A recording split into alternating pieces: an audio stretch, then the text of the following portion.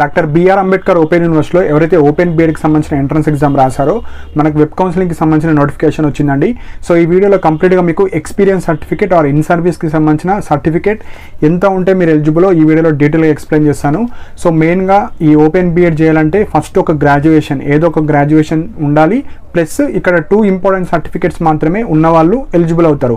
So first certificate వచ్చేసి D.Ed కావచ్చు, TTC కావచ్చు, లైక్ తెలుగు పండిత్ టీపీటీ కావచ్చు, హిందీ, ఉర్దూ, దానికి సంబంధించిన బీపెడ్ ఇలాంటివి ఎన్సిటిఈకి సంబంధించిన ఎడ్యుకేషన్ ప్రోగ్రామ్స్లో ఏదో ఒక diploma certificate face to face అంటే రెగ్యులర్ మోడ్లో చేసిన వాళ్ళు అది ఏదో ఒక సర్టిఫికేట్ ఉండాలి ఫస్ట్. సెకండ్ పాయింట్ ఏంటంటే ఎక్స్పీరియన్స్ సర్టిఫికేట్. సో మీరు ఏదో ఒక ఇప్పుడు ఇన్ సర్వీస్ వాళ్ళకి ఇది ఆపర్చునిటీ కాబట్టి మీరు ఏదో ఒక ప్రైవేట్ స్కూల్ కావచ్చు, గవర్నమెంట్ స్కూల్ కావచ్చు, ఏదో ఒక స్కూల్లో మీరు టీచర్గా వర్క్ చేస్తున్నారు అని ఒక ప్రూఫ్ ఇవ్వాలి.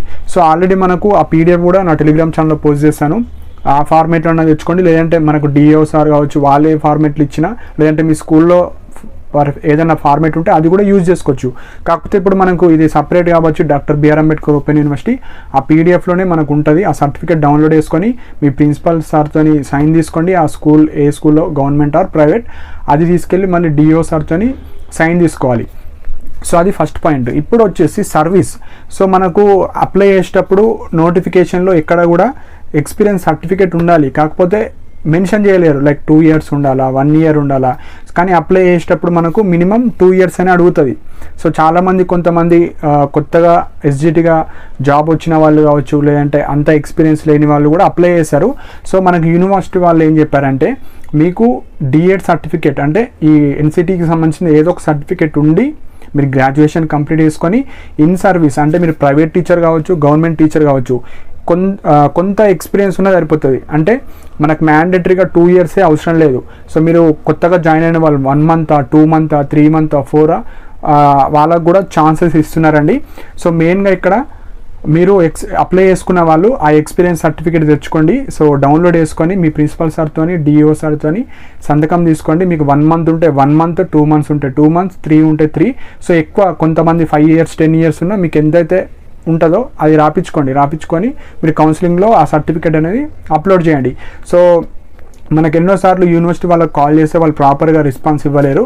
సో మళ్ళీ మనకు ఎవరైతే ఈ స్పెషల్ బీఎడ్ కావచ్చు, ఓపెన్ బీఎడ్కి సంబంధించిన స్టాఫ్ ఉంటారు, సో వాళ్ళు సపరేట్గా ఈ కౌన్సిలింగ్ కావచ్చు, ర్యాంక్ కార్డ్స్ కావచ్చు వాళ్ళకు కాంటాక్ట్ చేయడం జరిగింది. సో మళ్ళీ మనకు హెల్ప్ డెస్క్ ద్వారా మళ్ళీ కాల్ చేస్తే వాళ్ళ ద్వారా ఇన్ఫర్మేషన్ తెలుసుకున్నారు. సో మినిమం ఎక్స్పీరియన్స్ మనకు మ్యాండేటరీగా 2 years అవసరం లేదు. మినిమం మీరు ఏదో ఒక గవర్నమెంట్ స్కూల్, ప్రైవేట్ స్కూల్లో చేస్తూ మీకు ఇంత మినిమం ఎక్స్పీరియన్స్ ఉన్న వాళ్ళు మీరు అందరు ఎలిజిబుల్ అవుతారండి. సో ఎవరైతే ఎంట్రన్స్ ఎగ్జామ్ రాసి 2 years లేని వాళ్ళు మీరు హ్యాపీగా వెబ్ కౌన్సిలింగ్లో పార్టిసిపేట్ చేయొచ్చు. సో ఇవి ఇంపార్టెంట్ పాయింట్స్ అండి.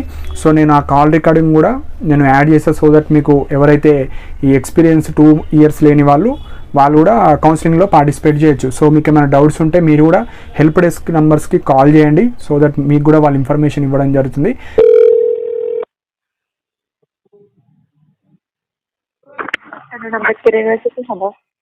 నమస్తే మేడం, లైక్ ఓపెన్ బీఎడ్కి మేము అప్లై చేస్తాం మేడం. కాకపోతే ఎక్స్పీరియన్స్ సర్టిఫికేట్ ఎంత ఉండాలి మేడం మినిమం?